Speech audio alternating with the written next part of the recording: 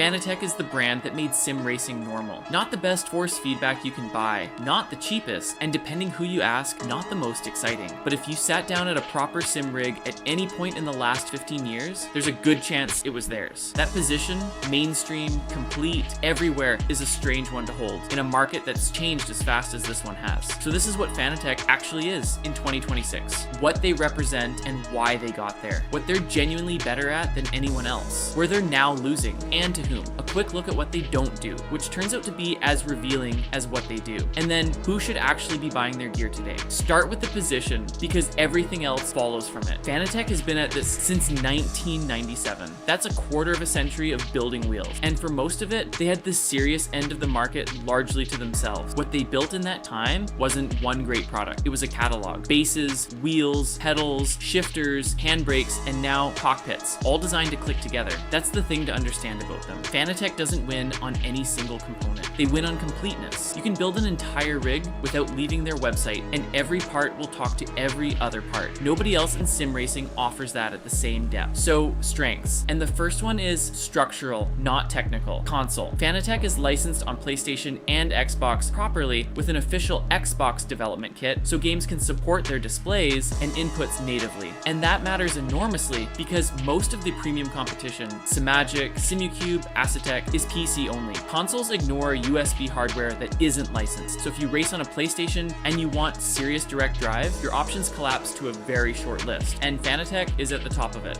That's not a marketing advantage, that's a moat. Second, the licensing. BMW, Porsche, WRC, Red Bull, Nissan. Fanatec makes officially licensed replicas of real race car wheels. And that's not something a rival can simply decide to copy. Those relationships take years. If you want the actual Porsche wheel, there's one place to get it. Third, their own force feedback technology. FullForce is Fanatec's system for pulling extra detail out of a game's audio and physics. And it's now integrated into iRacing, Gran Turismo 7, Assetto Corsa Evo, and Project Motor Racing. Getting a proprietary technology adopted by 4 major titles is a serious piece of leverage. And fourth, since 2024, they've had Corsair's money and supply chain behind them. Which brings us to the weaknesses, because that ownership change didn't happen for happy reasons. In 2023, Fanatec badly overcommitted on Black Friday, sold more than it could ship, and its support collapsed under the weight of it. That happened while the company was simultaneously moving its US logistics operation and building a new headquarters. The debt hit around 70 million euros, the founder was removed by the banks, and by September 2024, the parent company was insolvent and liquidated. Corsair bought the brand, the designs, and the staff. Shareholders got nothing. That matters here for one reason. It cost them a reputation they'd spent 20 years building, and reputations recover slowly. The concrete situation now is better. 3-year warranty, free shipping on everything, a single unified app instead of 3 pieces of software arguing with each other. Those are expensive commitments, and companies nervous about their support costs don't make them. But if you search Fanatec today,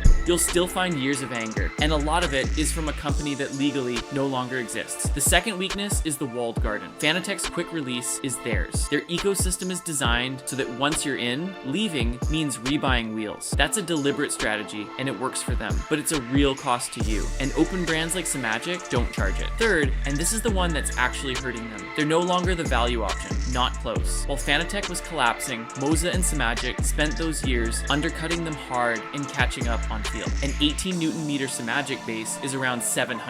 Fanatec asks about 800 euros for a 12 Newton meter club sport. That gap used to be justified by ecosystem and console support. For a PC racer, it's harder to justify now. And fourth, on pure feel, Fanatec sits below the fidelity leaders. Their force feedback is deliberately shaped, filtered, and smooth to be comfortable and adaptable across a very wide range of users. That's a design philosophy, not a fault, and most people prefer it. But if you want raw, unfiltered transparency, the enthusiast consensus puts Simucube, Simagic, and Acetec ahead. And there's a faint mechanical grain in Fanatec bases that the best of those don't have. Now, the part I find genuinely interesting, which is what Fanatec doesn't do. They make sim racing gear, only sim racing gear, in a market where their closest rival, Moza, has expanded into flight simulation with force feedback bases, flight sticks, yokes, throttles, and rudder pedals. Fanatec has stayed entirely in one lane. Moza spread sideways. Fanatec went deeper instead, and a few days ago, that got very explicit. Corsair spent $50 million